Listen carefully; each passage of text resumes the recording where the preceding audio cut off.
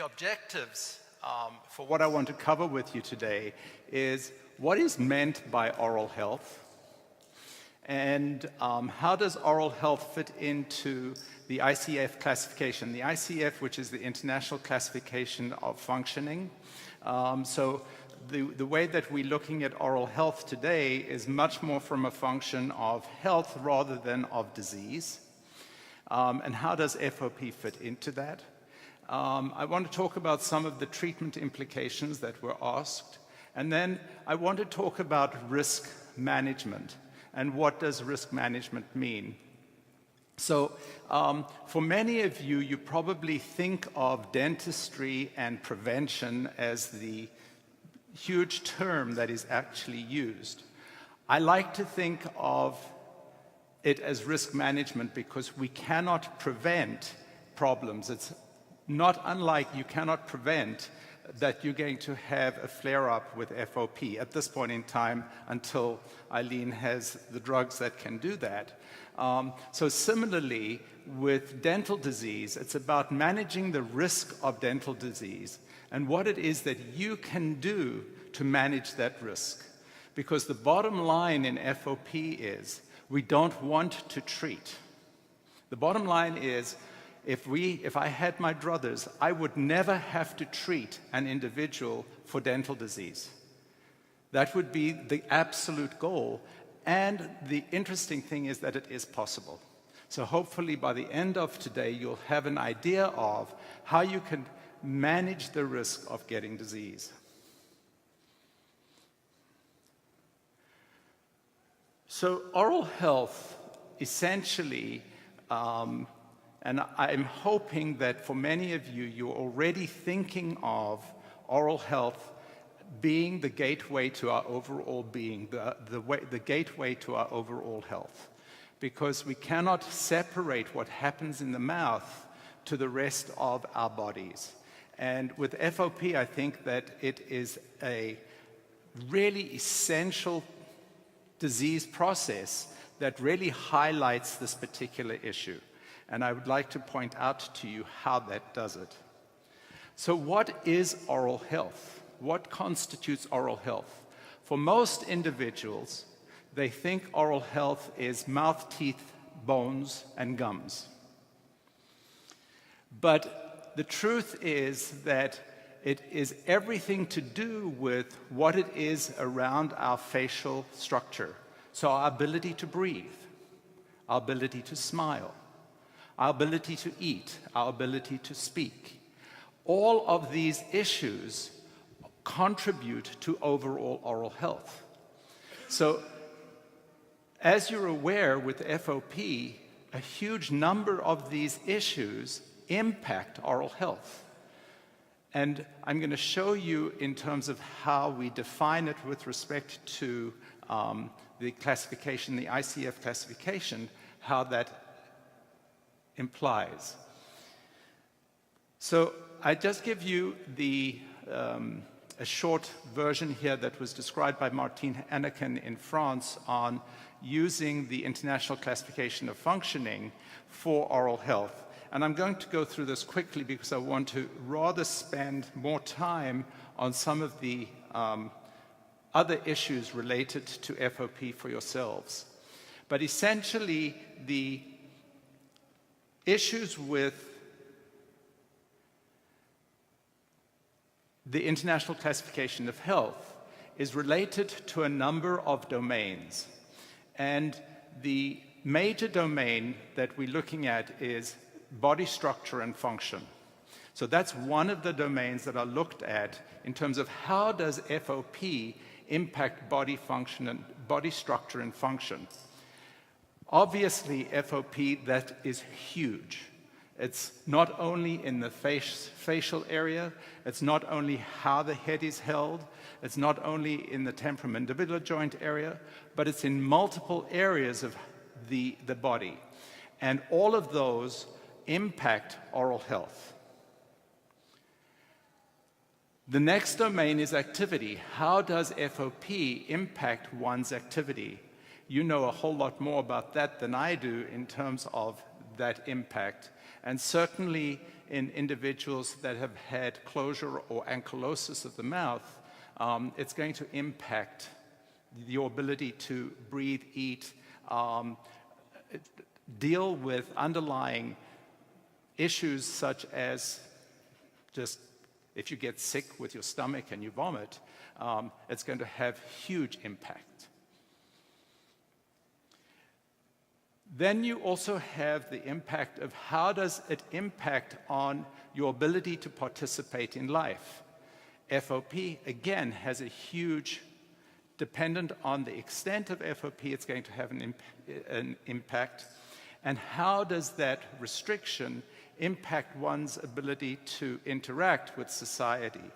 So you end up having personal factors, and these personal factors can not only be your own personal factors, but how individuals in society meet up with you and what kind of control you have. And all of these issues together combine with environmental factors, and it's these issues together that we look at in terms of what makes an individual special needs or not special needs.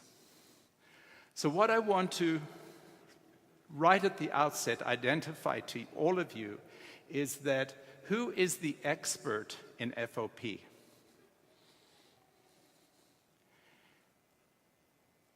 It's not the dentist, and it's not the physician. It's you, the patient, and the parent. You're the expert in FOP.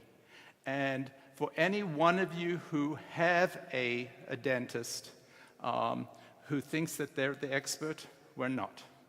You're ultimately the expert and we need to learn from you as to what it is that's the best way to work with your particular circumstances, because as Fred and Eileen and the rest were talking today, it's highly individualized in terms of every single individual, and there's no one correct answer.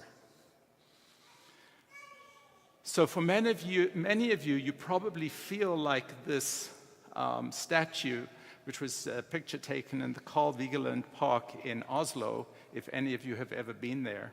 And it feels like you are juggling many, many things all at the same time. And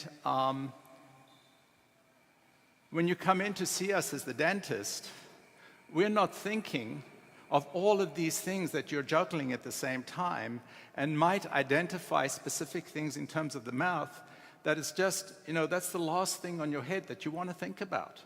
It's like, I've got all this other stuff that I'm trying to juggle. Don't ask me to come and do something like this too. But the problem is, the traditional approach with dentists at least, and I'm not going to talk about physicians here, but certainly dentistry, is that they think that as the healthcare provider, they're the expert. But the truth is that we're really not the expert, and I really urge you folk to hold on to your power as the expert in this disease, and to hold on to that power to make sure that you're getting the absolute correct treatment for your particular circumstances. So what I'm going to cover now for you is treatment and risk management. The first thing that I'd like to make sure that you all get done at any time that you have an appointment with an oral healthcare provider is a baseline opening. So if you take this lion, for example, and you take the measurement from the lower incisor to the upper incisor, that would be the opening.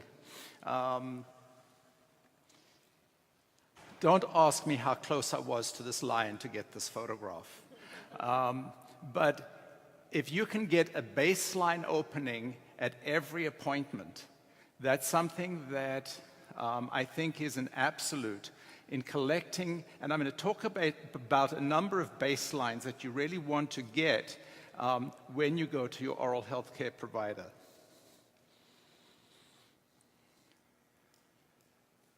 Now, the majority of the treatment requirements in terms of what needs to happen with respect to when you have dentistry done is actually well described in the FOP guidelines and on the website. So any one of the healthcare providers could read that. And so I'm not going to spend a lot of time on this issue because I think that it's really well covered. I really want to cover some of the things that perhaps are not as well covered in the guidelines as such. The other thing that, as I listened to Dr. Grunwald in the clinical sessions, is the baseline of PO2, which is the pulse oximetry, is getting the oxygen level of the blood as a baseline. And all oral healthcare providers would likely have that available to them and recommend that you ask for that to be done at every appointment as well. So some of the things that I've been listening to with Dr. Grunwald brings me to that piece of the need to have that. And what that is for, essentially, is to determine the oxygen-carrying capacity of the blood. And as the disease FOP progresses and you have less and less lung function, you might find that you can identify that by following the gradient of PO2. And that might be something they end up looking for in some of the studies that you're looking at as well. Let me just highlight a couple of the things in terms of the importance of when individuals with FOP are treated in the dental offices that we as dentists need to be particularly concerned and careful about, and it is applying as limited amount of pressure as possible on the jawbone. Where treatment is required is an important aspect as well. So if treatment is needed to be done in the top arch or in the bottom arch, it's very, very different because the kind of anesthesia that is done is different as well. Now, you all know, and it's very clear, that mandibular blocks, which is an anesthetic that goes into the muscle, is an absolute no-no in individuals with FOP, and that's very well documented in the guidelines. But you can give anesthetic into the gum, into the buccal fold, if you will, that allows for certain treatment to be done. So there is the ability to provide care on an outpatient basis and not under general anesthetic, as long as it's not too extensive.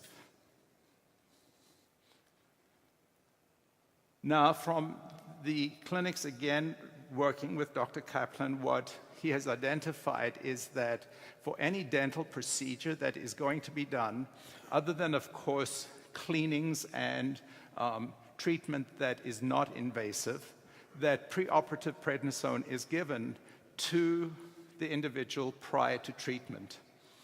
And the dosage is 0.2 milligrams per kilogram per day for 4 days, and not more than 100 milligrams, which is the same dose, I believe, that is used for a flare-up.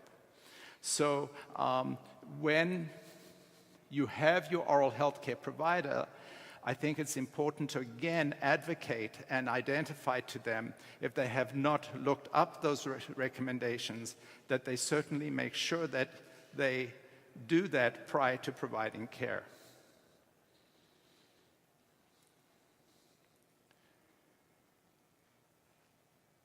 Down at the bottom of the screen, it talks about preventive extractions and orthodontics. So this is where I can answer the question with respect to wisdom teeth. My answer to that is to use Dr. Kaplan's analogy of don't wake the sleeping bear. The sleeping bear being the FOP, active state of the FOP. And if you're going to go in and do elective surgery for a wisdom tooth, it has the possibility of waking the bear. So it becomes an important factor in terms of risk-benefit ratio. If it's not causing a problem, don't treat. So if you don't have anything that's causing an issue, I would not go in electively to try and do the treatment. I think that you want to try and leave well enough alone. Now, in circumstances that I've been asked in terms of making a swish space, if I may give yours as an example, Brianne, Brianne has complete closure of her jaws, is not able to open more than 1 millimeter, and she was having recurrent regurgitation issues. So if she was sick, she was throwing up, and she could not clean out her mouth quick enough or well enough because there was no space for it to come out. And so we actually did remove not only the wisdom teeth, but we removed the teeth posteriorly as well to make what you would call a swish space that now allows for much easier loss of anything that might come up, and also helps in eating, correct? So there, well, certainly it helps in brushing because it's almost impossible to get to the very back areas of the mouth anyways. And so what it has allowed us to do is that. Now, of course, once again, risk management, we want to prevent the jaws from closing. So let's not go in and do any kind of surgical procedure that might result in some of those things that Dr. Kaplan was talking about earlier on in terms of infection, in terms of being a trigger to the FOP. So it's not just unlike the animal kingdom where those wild dogs are wondering whether they should cross that water to get to the zebra. However, in the middle of that water are alligators or crocodiles that you cannot see that are like 15, 20 feet long, and that's much more of a risk than wanting to get to their food source. So it's that risk-benefit ratio is, again, I think, an essential aspect of what you actually know for yourselves. What is it that you're willing to risk in order to benefit from? And these are things that you're going to be coming across all the time with drug trials, with all sorts of things that come up in your lives with FOP. You're going to be looking at this issue. And again, I identify that you are the expert in this particular arena. The pronouncement of Witwatersrand is how one pronounces that. That's the university I went to in South Africa. So it has a little bit of that tinge. And again, I'm coming to reaffirm here the issue of risk management versus prevention versus fixing. My bias is I don't want to fix anything. My bias is I don't believe we can prevent disease. What we can do is we can manage the risk of developing disease. And this is where you have absolute and total control. You have absolute control in how much of it you can risk. No different to when I go to my cardiologist and he tells me that I have to change my diet and I have to change my way of living, and whether I take a statin or I don't take a statin to correct or to manage the risk of my developing heart disease. It's the same thing, I think, in terms of oral health, in terms of dental disease.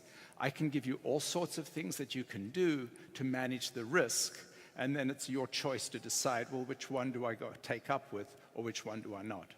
So I'm going to talk a lot about what are the variables related to risk, how do we minimize risk, and how do we control some of those issues.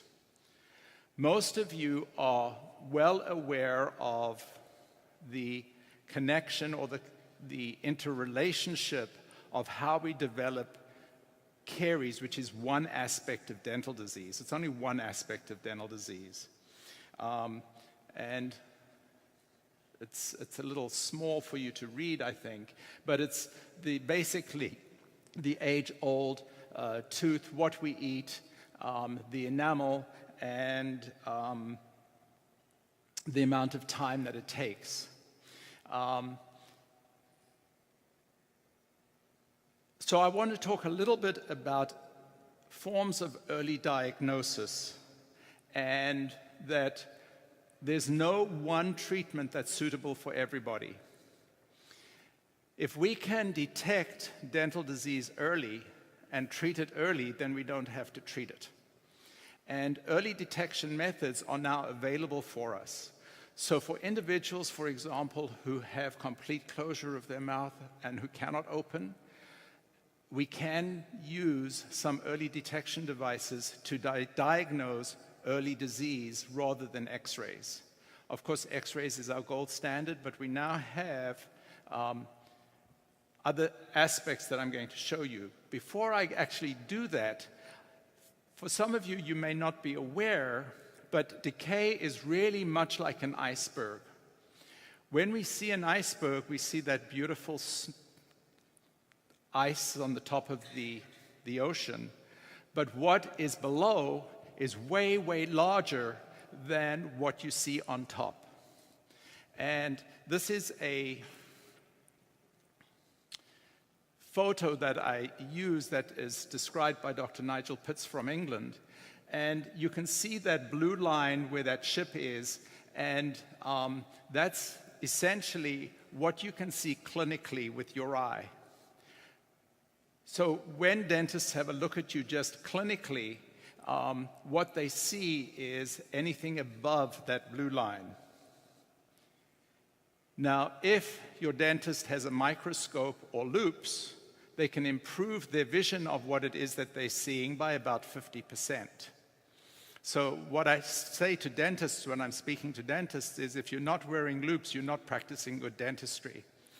So I hate to do this, but if you have dentists that are not wearing loupes, maybe you need to find a different dentist. I shouldn't say that, should I?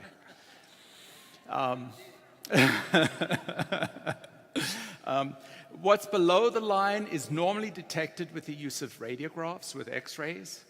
And then you can see even below that D1 line is we have additional diagnostic aids. And decay is not when you have a hole in the tooth. Decay starts with what we eat and the loss of enamel from the tooth structure itself.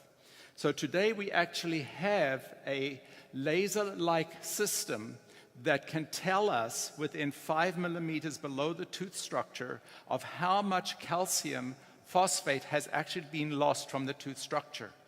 So we can determine whether in fact you have teeth that are starting to become decayed or not.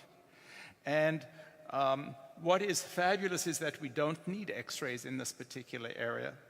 And if we know how much calcium has been lost from the tooth structure, we have methodologies of beginning to put that calcium back into the tooth. And with this particular device, we actually now have a metric to tell us whether in fact we are successful at what we would call remineralizing that tooth structure or not. So if we are able to put back into the tooth structure the calcium that has been lost from the enamel, whenever we eat anything, the bacteria in our mouth produces acid. That acid takes the calcium outside of the tooth, and it's the balance of how much is lost as to how much is put back in on whether you eventually get a cavity or not.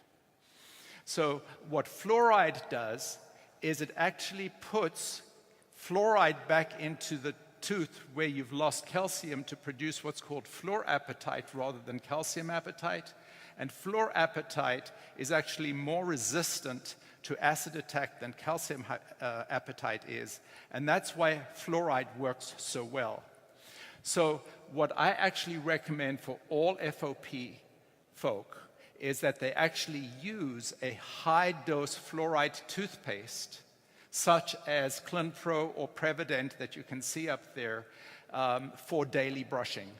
And that will minimize the amount of decay or the amount of calcium loss from the tooth structure on a daily basis.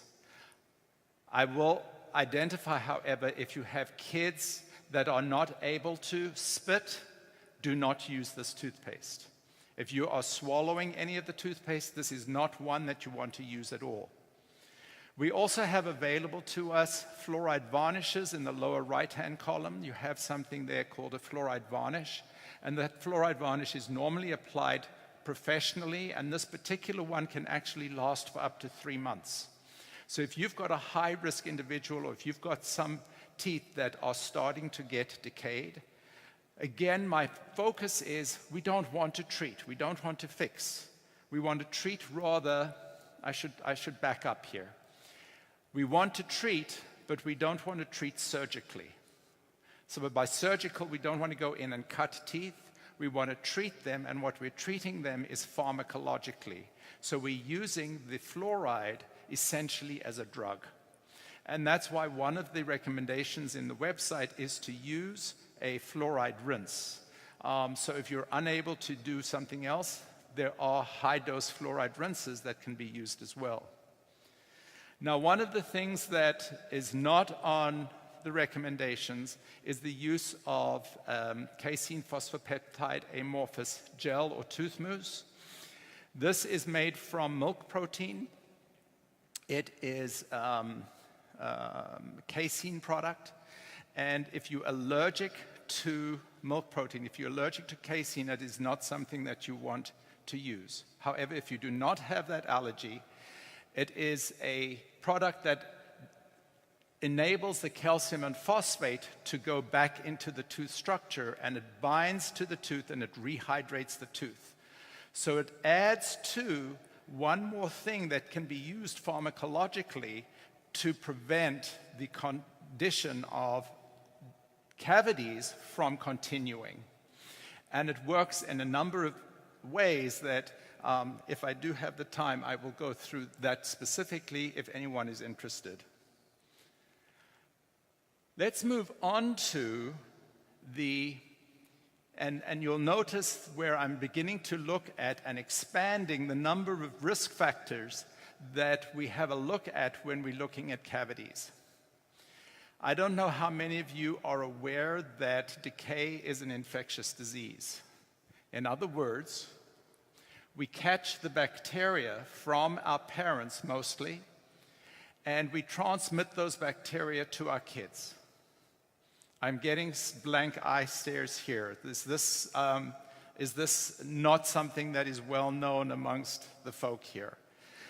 So essentially, what ends up happening is when our kids are born, we transmit those bacteria to them, and then they catch that bacteria, and if we transmitted a bacteria that is highly virulent, in other words, it produces disease easily, then that's how they get the disease process. There's a whole slew of literature related to what can be done to prevent the transmission of that bacteria. And an example of that is when you are pregnant. It's been shown that if a pregnant mom chews xylitol gum for the time of pregnancy, you'll actually decrease the amount of transmission by up to 18 months of those infective bacteria. So you can decrease the chance of a child from getting the cavities dramatically just by chewing gum when you're pregnant. So to continue a little bit about the bacteria in our mouths. The bacteria is essentially known as the biofilm. So it's, many of you probably are familiar with the term biofilm, and it's the number of bacteria that is in our mouth. Anyone guess the number of bacteria that we have in our mouths? Sorry? Billions. How about the different types of bacteria in our mouth? There are over 600 species of bacteria in our mouths. And so it's one of the reasons why vaccines don't work for preventing dental disease, because you can only produce a vaccine for one bacteria. The bacteria that is most commonly identified as the one that causes most of the acid attack is called Streptococcus mutans, but there are huge numbers of bacteria in our mouths. And so that biofilm occurs within seconds. So brushing our teeth actually removes the biofilm. It disturbs the biofilm, and that's why we brush our teeth, to disturb that biofilm so that it cannot produce the acid that results in the dental disease or periodontal disease. But within 2 minutes of brushing, that biofilm is starting to recur again. And so that's why we make the recommendation to brush more than once a day. The other thing about the biofilm is that brushing will get to the surfaces of the teeth where the toothbrush gets to. But what about the in-between surfaces? And that's why we talk about flossing. So the flossing gets to the in-between surfaces. So many folk will brush 2-3 times a day, but they'll only floss once a week. Or they'll floss when they've got food stuck between their teeth. But it's not disturbing the biofilm, decreasing the possibility of getting the disease between the teeth. And that's why so often you'll get x-rays done, and suddenly you identify you've got cavities that are between the teeth, because it's that area of biofilm that has not been disturbed by the daily brushing and the daily oral hygiene. So guess what? There's actually a device that can measure the ability of the bacteria in our mouth to produce acid. We don't have the ability yet to identify individuals or the virulence of the bacteria. So just because you have bacteria in your mouth doesn't mean to say that you're going to get a cavity. But if you have a virulent strain of the bacteria, in other words, a bacteria that forms acid very easily, you're more likely to get it.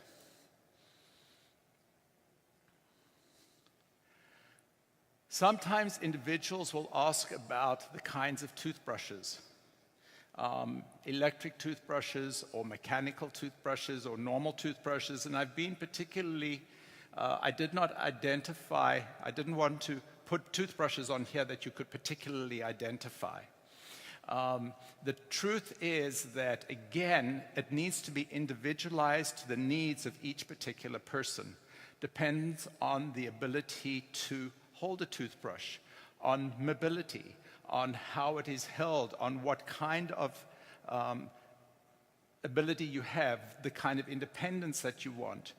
Each of these needs to be almost individually designed to the needs of the person that you're working with or talking about.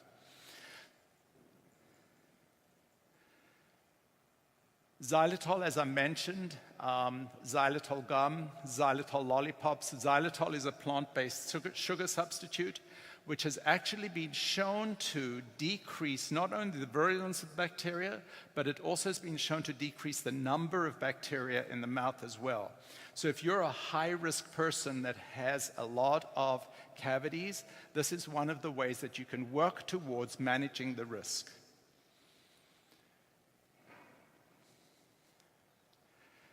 Education and motivation is a huge piece. What is our motivation for changing our behaviors? Changing behaviors is a huge and difficult process. And oftentimes as dentists, we ask you to do something, and then we wonder why 3 months later that you haven't changed your behavior. Because changing behaviors is not that easy. It's a tough, complex process, and if anyone has a motivation to have a changed behavior or to have improved oral health, it's individuals with FOP, because in my mind, you don't want to wake that sleeping bear. Another way of evaluating risk and risk management is saliva. A lot of our saliva actually is an important part of our ability to get disease or not get disease. And we can actually do testing of the saliva. So, for example, and I'll just do this quickly, if you eat something that's sugary, your bacteria produce acid, and our saliva in our mouth will actually buffer that acid back to normal again, probably within 20 minutes. There are some individuals who do not have a buffering capacity. There are some individuals whose pH of their saliva is very low at baseline. There are some individuals who have no saliva, and there are some individuals who have tons of saliva. So saliva is a very important part, or very important risk factor in what it is that we do. So if we can identify the different risk factors specific to the individual, we can target those particular areas. I'm not going to use Dr. Kaplan's stealth bombing analogy, but it would work equally well in the mouth. Saliva is an important part of the body in that every time we have something that is supersaturated with calcium phosphate, with fluoride, and that's why drinking fluoridated water is actually a positive thing, because it's always putting fluoride in the mouth, and it's been shown to be probably the most effective way of limiting disease development. It has protective antibodies, proteins, lubricants for chewing, swallowing. A lot of times people who have drugs, and I'm not sure if the drugs that you are on with FOP, if you're on chronic steroids, for example, you might have a very dry mouth. Dry mouth is a very high risk for development of disease. You have electrolytes for buffering. It's amazing the number of diseases we can actually identify and diagnose from evaluating saliva. So if you're concerned about saliva, we have very specific tests that can be done that can evaluate the saliva, and that's another one of the things that I would recommend done if you have concerns or if you have an individual who's high risk for developing disease. Back to the MI paste or the tooth mousse. This is a medicament that is actually quite phenomenal because it counteracts pH, it helps saliva buffering, and it also helps dry mouth. So if anybody who has a dry mouth, using this particular paste, it actually binds to salivary protein and can decrease the problems in our mouths dramatically. How many people in this audience are sugar addicts? There are not that many in this audience that I think you're lying, or sugar, I think, is probably the one of the biggest. It's worse than heroin, actually, in my mind, because it works at the same receptor site as heroin does, actually, in the brain, sugar. And most of us are addicted to it, and we wonder why we can't get rid of that addiction. But and I'm not going to go into a lot of detail about diet because you probably already know that, but what you may not be aware of is that they've now identified a number of genes that are related to, for example, sugar consumption. There's a genetic mutation that, which is TASIR2, that identifies individuals who have a particular sugar addiction, that love sugar. And the GLUT2 is the amount of glucose that is how quickly it is actually metabolized in the body. So there's work that's being done on some of these risk factors. Just to highlight for you a number of the future technologies that are on the market, that are coming across. Probiotics are quite just about to the place where we can actually change the nature of the underlying ecosystem, in other words, the bacteria in our bodies, to help change that nature so that we can go from a cavity-producing environment or periodontal disease-producing environment to a healthy environment. Providing the same thing, genetically modified bacteria, plant antibodies, flavonoids.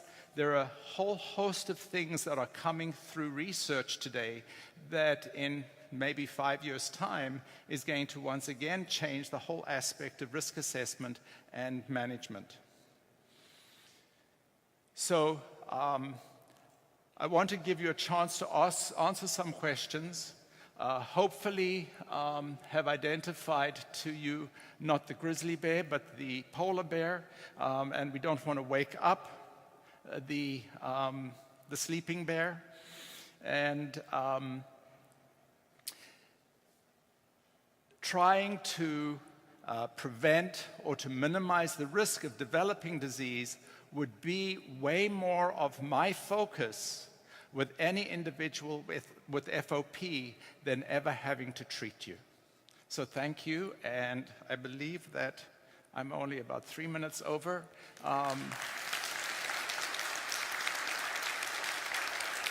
And give you a chance to answer some questions. What do you think about water picks? Water picks is a really good idea, especially if you're having a problem getting food from, or gross amounts of food from between areas of teeth. Essentially, though, water picks don't really remove the biofilm, they polish it.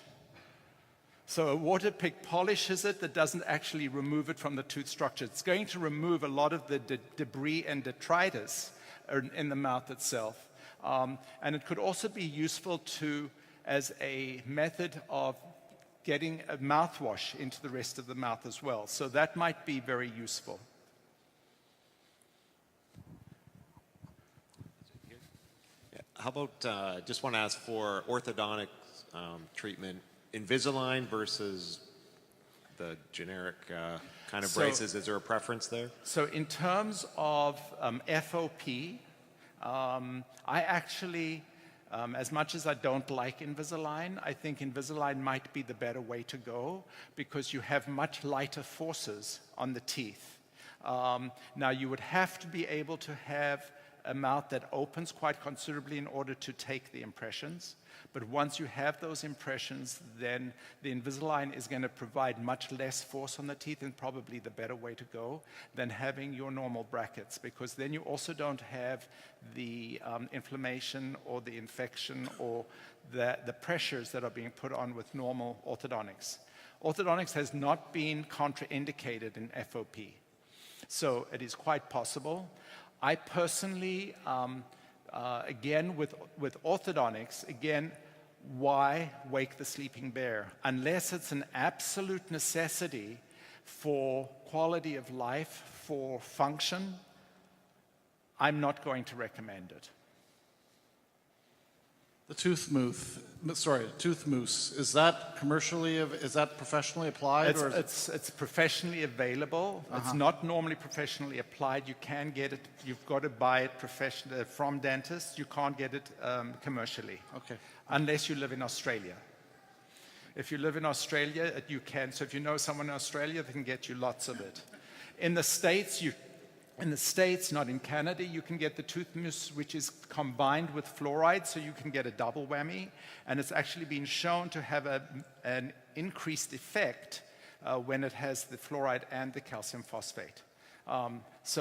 And the wonderful thing about it is if you're using it without the fluoride, you can put as much of it on as you want because it has no toxic effect whatsoever other than giving you a little bit of protein.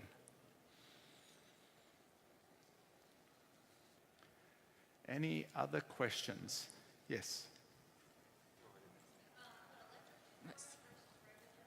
Like I said, whether the toothbrush that is used, I think would be dependent on the needs of each individual and evaluate the needs based on mobility restrictions, what it is that you're needing to get done, and have the oral health provider evaluate which one is going to work best. Brianne. Can I get braces? Sorry, can you get braces? There's on the nothing that top? says you cannot get them. Okay.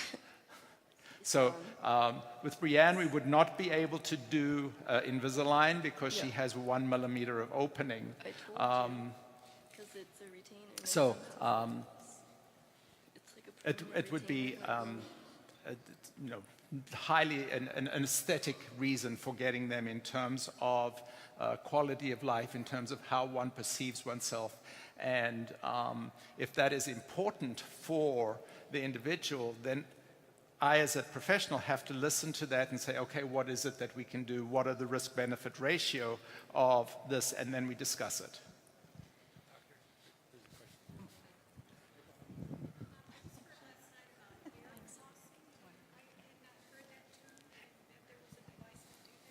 Air flossing, I believe, is it's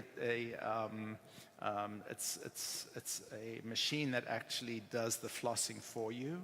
I personally have not had experience with it myself. I know that it exists. I've not read any evidence to show that it works really well. You know, if that's the thing that can be used, what's the harm in trying it? I think yes, it is available to individuals. I believe so.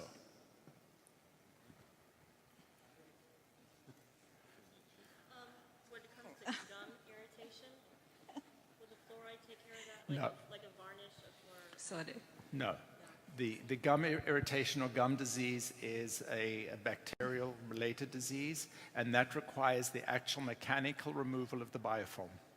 So that's where you need the mechanical removal so you don't have all the enzymes and toxins constantly building up.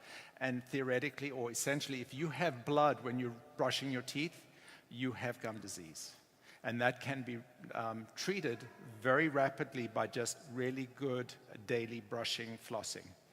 And sometimes you might need a help with a drug like tetracycline or it depends on the extent of it.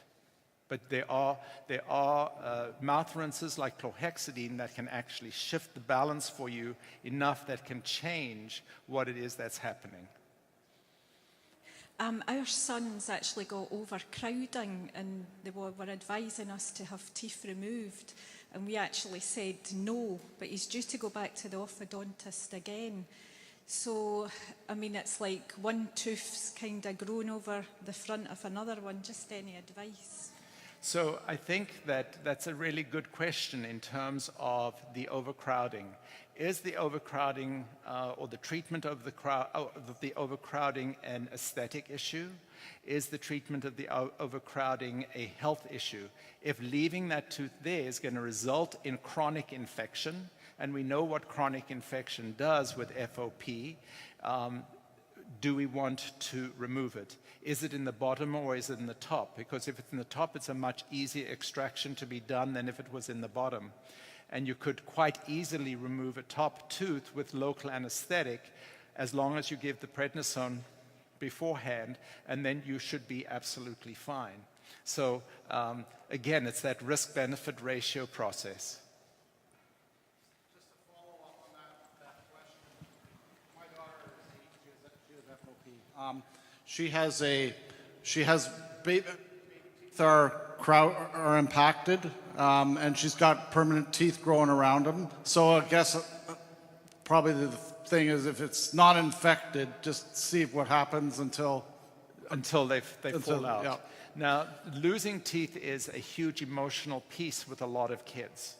And the loss of teeth from an emotional perspective, there are some kids who have loose baby teeth and will refuse to brush their teeth because they are terrified to lose that baby tooth. And they stop brushing completely, and you have huge amount of infection in those individuals. So again, it's an individual-based decision. But again, I love the analogy of Dr. Kaplan. Anything that's not going to wake up the sleeping bear, let's not wake him or her. So thank you very much. I really appreciate listening. And it's a delight to be here, to be able to do this with you.